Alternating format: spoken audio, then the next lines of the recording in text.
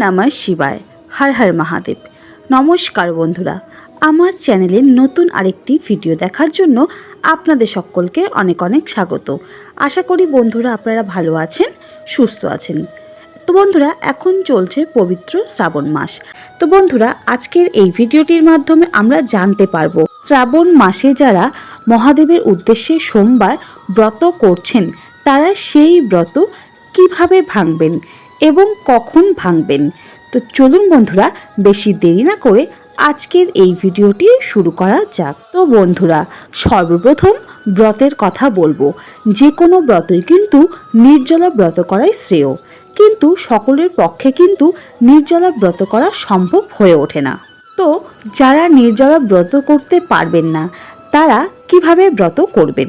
দেবাদিদেব মহাদেব অল্পতেই সন্তুষ্ট হন, তাই যারা নির্জলা ব্রত করতে পারেন না তাদের নির্জলা ব্রত করার কোনো দরকার নেই। নিজেকে কষ্ট দিয়ে, নিজের মনকে কষ্ট দিয়ে কখনোই ভগবান কিন্তু প্রসন্ন হন না। তাই যারা নির্জলা ব্রত করছেন না তারা সারাদিন ফলাহার করে সন্ধ্যাবেলা সন্ধ্যা আরতি পুজো করার পর আপনারা নিজেদের ব্রত ভাঙতে পারেন। আপনারা ফল খেতে পারেন, সাবু খেতে পারেন, ফলের জুসও খেতে পারেন। আর যারা ফলাহার করছেন এবং যারা নির্জলা উপবাস করছেন না তারা চেষ্টা করবেন লবণ জাতীয় কোনো খাবার না খাওয়া। আপনারা লবণের পরিবর্তে সিন্দুক লবণ ব্যবহার করতে পারেন। এবং যারা নির্জলা ব্রত একদমই করছেন না তারা আপনারা সাবুর পায়েস বানিয়ে, আলুর সবজি বানিয়েও খেতে পারেন। এই শ্রাবণ মাস চলাকালীনই আমার কাছে একটা প্রশ্ন এসেছিল, অর্থাৎ বলতে পারো কমেন্ট এসেছিল। একজন দিদি আমাকে কমেন্ট করেছিল তিনি অফিসে কাজ করেন এবং তিনি সারাদিন নির্জলা উপবাস করতে পারেন না, 10টার মধ্যে তাকে অফিসে চলে যেতে হয়। তাহলে সে কিভাবে শ্রাবণ মাসে সোমবার করবে? তো এমন অসুবিধে অনেকেরই লক্ষ্য করা যায়। কর্মরত ব্যস্ততার কারণে অনেকেই কিন্তু নির্জলা উপবাস বা ব্রত করতে পারেন না। তো তারা করবেন কি, সকালে অফিস যাওয়ার আগে বা আপনাদের কর্মক্ষেত্রে যাওয়ার আগে ভগবানকে পুজো করে নেবেন এবং মহাদেবের মাথায় জল, ফুল, দুধ, বেলপাতা অর্পণ করবেন। তারপরে আপনারা খেতেই পারেন।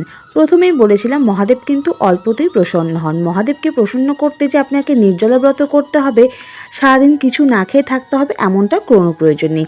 আপনাদের যদি অসুবিধে থেকে থাকে আপনারা সকালবেলা পুজো করে আপনারা খেতেই পারেন, কিন্তু চেষ্টা করবেন এই দিন নিরামিষ জাতীয় খাবার খাওয়ার এবং নেশাগত কোনো রকম দ্রব্য আপনারা এই দিন সেবন করবেন না। তো বন্ধুরা, এখন বলছি যারা নির্জলা ব্রত উপবাস করেন তারা কখন ব্রত ভাঙবেন। তো বন্ধুরা, যারা আপনারা সকাল থেকে কিছু না খেয়ে থাকেন তারা আপনারা সন্ধ্যাবেলা ব্রত ভাঙতে পারবেন। অর্থাৎ সন্ধ্যাবেলা দেবাদিদেব মহাদেবকে আরতি করে মহাদেবের সন্ধ্যা পুজো করে তারপর আপনারা কিছু খেতে পারবেন। তো কিছু বলতে কি খাবেন? তো বন্ধুরা, এই দিন আপনারা সাবু, ফল, মিষ্টি এই সমস্ত জিনিস খেতে পারবেন।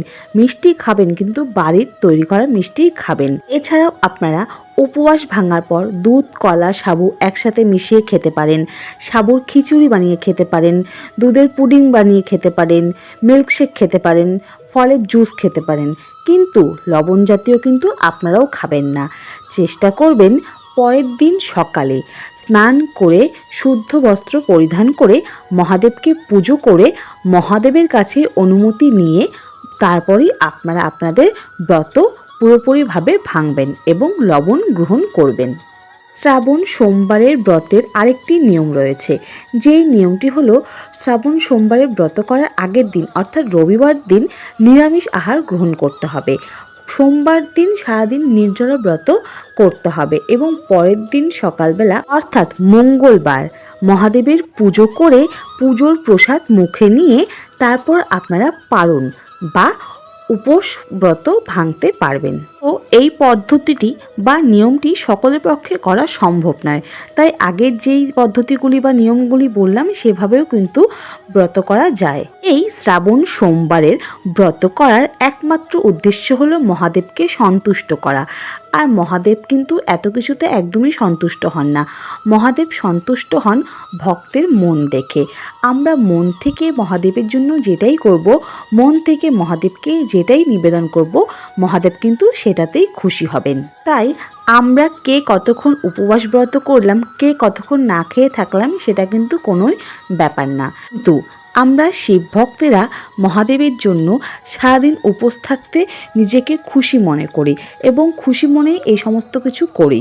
তো যে যেভাবে ব্রত করুন না কেন, যে যেভাবে পুজো করুন না কেন, সেটা নিজের ব্যক্তিগত ব্যাপার। সবথেকে বড় এবং শ্রাবণ মাসের উদ্দেশ্য হলো মহাদেবকে খুশি করা, মহাদেবকে সন্তুষ্ট করা এবং মহাদেবের আশীর্বাদ এবং কৃপাদৃষ্টি লাভ করা। তো বন্ধুরা, আশা করি আজকের এই ভিডিওটি আপনাদের ভালো লেগেছে এবং ভিডিওটি দেখে আপনারা একটু হলেও উপকৃত হয়েছেন। ভিডিওটি যদি ভালো লেগে থাকে তাহলে অবশ্যই লাইক, কমেন্ট, শেয়ার করে দেবেন। চ্যানেলে নতুন হয়ে থাকলে সাবস্ক্রাইব করতে একদমই ভুলবেন না। শ্রাবণ মাসের আরও অনেক ভিডিওই আমার চ্যানেলে দেওয়া রয়েছে এবং পুজো সম্পর্কিত আরও অনেক ভিডিও আমার চ্যানেলে পেয়ে যাবেন। আপনারা চাইলে সেগুলো গিয়ে দেখে নিন। তো বন্ধুরা, আজকের ভিডিওটি এখানেই শেষ করলাম। সবাই খুব ভালো থাকবেন। হর হর মহাদেব। ওম নমঃ শিবায়।